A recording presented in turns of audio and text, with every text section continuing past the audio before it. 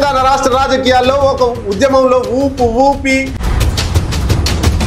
ముఖ్యమంత్రిగా తెలంగాణ తొలి ముఖ్యమంత్రిగా 2014 నుండి 2023 వరకు అంటే 2 దఫాలుగా ముఖ్యమంత్రిగా ఒక ఊపినటువంటి కేసీఆర్ ఆరోగ్యం బాగాలేదా?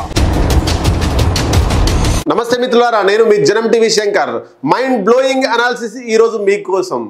జనం టీవీలో ప్రతి ఒక్క అంశాన్ని మీ ముందుకు చాలా కులంకషంగా తెచ్చేటువంటి సన్నివేశమే అనాలిసిస్ విత్ జనం టీవీ శంకర్ ప్రోగ్రామ్ని మీ ముందు తీసుకొచ్చినాం. ఆదరిస్తున్న అందరికీ ధన్యవాదాలు. దాంట్లో భాగంగానే ఈరోజు కల్వకుంట్ల ఫ్యామిలీలో కథ ఏందో మీ ముందు తీసుకొచ్చిన. ఏం కథ జరుగుతుంది, ఏం స్టోరీ జరుగుతుంది, కేసీఆర్ కు ఏం కాబోతుంది? తెలంగాణ రాష్ట్ర రాజకీయాల్లో ఒక ఉద్యమంలో ఊపి ముఖ్యమంత్రిగా తెలంగాణ తొలి ముఖ్యమంత్రిగా 2014 నుండి 2023 వరకు అంటే 2 దఫాలుగా ముఖ్యమంత్రిగా ఒక ఊపినటువంటి కేసీఆర్ ఆరోగ్యం బాగాలేదా? అవుననే సమాధానాలు వస్తున్నాయి మనకు. ఆరోగ్యం బాగలేకపోవడంతో జనంలో రాలేకపోతున్నాడు కేసీఆర్. అటు అసెంబ్లీకి పోలేకపోతున్నాడు, ఇటు పార్టీని ముందుగా నడిపించలేకపోతున్నాడు, జనాల్లో తిరగలేకపోతున్నాడు. అసెంబ్లీకి రాకపోతే అసెంబ్లీ సభ్యత్వం రద్దు అవుతుందనే ఉద్దేశంతో ఒకే ఒక్కసారి అసెంబ్లీకి పోయినటువంటి కేసీఆర్ ఇక జనాలకు పోతే ఇబ్బంది అవుతుంది, జనాల్లో కూడా ఆరోగ్యం ఖరాబ్ అవుతుంది, ఎక్కువ తిరిగితే ఉద్యమాలు చేస్తే అని చెప్పి గమనించి మొన్న బీఆర్ఎస్ పార్టీ సిల్వర్ జూబ్లీ ఉత్సవాలలో మాత్రమే కనిపించిండు. అప్పుడు కనిపించినప్పుడు బీఆర్ఎస్ నాయకులు ఎమ్మెల్యేలు అందరూ కూడా ఏమన్నారు? పులి బయటకు వచ్చింది, పులి బయటకు వచ్చింది, పులి బయటకు వచ్చింది అన్నారు. మళ్ళీ పోయేటప్పుడు పులి బయటికి పోయింది అనలేదు. ఎందుకు? ఇవన్నీ గమనిస్తుంటే కేసీఆర్ ఆరోగ్యం బాగాలేదు. ఇటు అసెంబ్లీకి వచ్చి పెద్దగా టెన్షన్ పడుతూ కూర్చోవాలి, సమస్యల మీద కొట్లాడాలి, లేదా జనాలలో పార్టీలో పెద్ద ఎత్తున ఉండాలంటే అప్పుడు కూడా కొంత టెన్షన్ గురి కావాల్సిందే. ప్రజా జీవితంలో గడిపేటప్పుడు అనేక ఒడిదుడుకులు వస్తే అన్ని కూడా శరీరం మీద, హెల్త్ మీద ప్రభావం చూపిస్తాయి.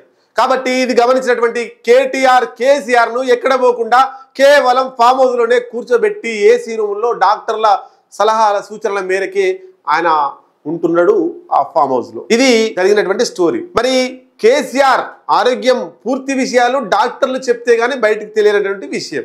ఇది గమనించినటువంటి కవిత మన అమెరికా పోయింది. కేసీఆర్ కూడా అమెరికా పోవాల్సిన అవసరం ఉండే, ఆయన పాస్పోర్ట్ కూడా తీసుకొచ్చిందని మనం వార్తలు విన్నాం. కేసీఆర్ మరి అమెరికా ఎందుకు పోలేదంటే ఆరోగ్యం సహకరించకనే అమెరికా పోలేదు అనేటువంటిది మనకు విశ్వసనీయ వర్గాల ద్వారా తెలుస్తున్నటువంటి సమాచారం. ఆరోగ్యం బాగాలేక కేసీఆర్ అమెరికా పోలేదు, కానీ కవిత అమెరికా పోయింది. ఈ రోజు కేటీఆర్ కూడా అమెరికా పోతున్నాడు. మరి కవిత అమెరికా పోకముందు ఒక మాట, పోయి వచ్చిన తర్వాత ఒక మాట మారిపోయింది.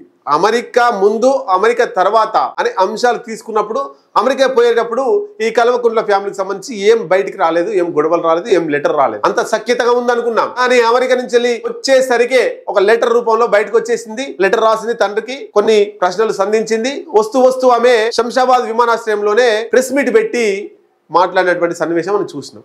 ఎందుకు? అమెరికాలో ఏం జరిగింది? అమెరికాలో కవితకు సంబంధించినటువంటి సన్నిహితులందరూ కూడా కూర్చొని కవితతోటి మాట్లాడిర్రు. మీ నాన్న ఆరోగ్యం బాగలేదు, ఇప్పుడే తన ఆరోగ్యం బాగున్నప్పుడే నీ పొజిషన్ బీఆర్ఎస్ పార్టీలో, నీ పొజిషన్ కేసీఆర్ ఫ్యామిలీలో ఏంటో తేల్చుకో.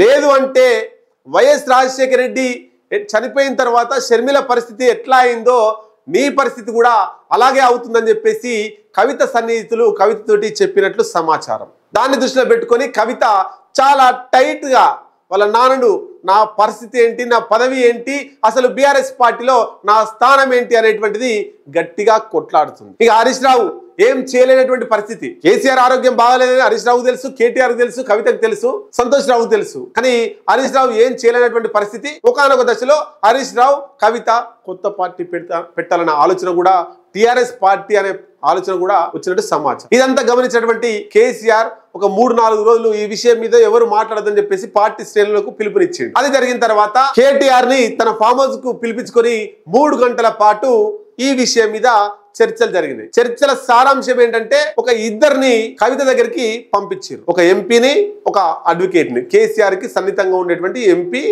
అడ్వకేట్ ఇద్దరిని. వాళ్ళు పోయి వచ్చిన తర్వాత మళ్ళీ కథ అంతా మారిపోయింది. మనం చెప్పినాం కవిత కొత్త పార్టీ పెడతదా, కొత్త పార్టీ పెట్టదా అంటే జనం టీవీలో మనం చెప్పినాం ఆల్రెడీ. ఏంటి?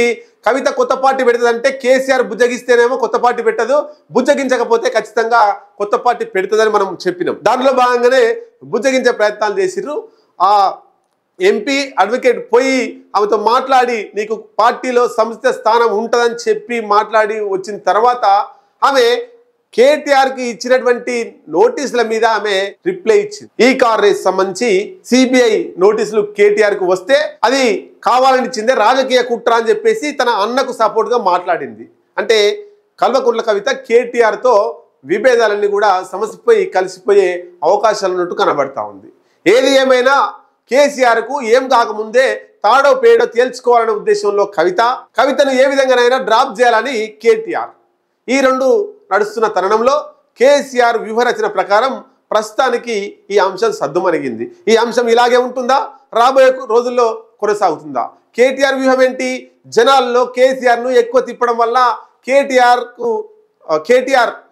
ఎక్కువ తిప్పడం వల్ల కేసీఆర్కు ఆరోగ్యం అనేది చెడిపోయి ఇప్పుడే ఏమైనా ఇబ్బంది జరుగుతుంది కేసీఆర్ ప్రాణానికి. కాబట్టి ఏదేమైనా ఎన్నికల దాకా కేసీఆర్ ప్రాణానికి ఏమి ఇబ్బంది కాకుండా ఉండాలనే ఉద్దేశంతో ఫామ్ హౌస్లోనే విశ్రాంతి కొరకు కేసీఆర్ అక్కడే ఉంటున్నాడు. కేటీఆర్ కూడా దాన్నే ప్రోత్సహిస్తున్నట్టు మనకు సమాచారం. ఫ్యామిలీలో కథ ముగిసినట్టేనా? లెటర్ అంశం సమాప్తి అయినట్టేనా? ఇంకా రగులుతుందా? ఇంకా ఎక్కువ వ్యాప్తి చెంది ఈ బీఆర్ఎస్లో ఎక్కువ విభాగాలుగా చెంది వాళ్ళు గొడవలు పడి రెండు పార్టీలుగా విడిపోయే ప్రమాదం ఉందా? ఏదేమైనా రాబోయే కాలంలో చూడాల్సింది.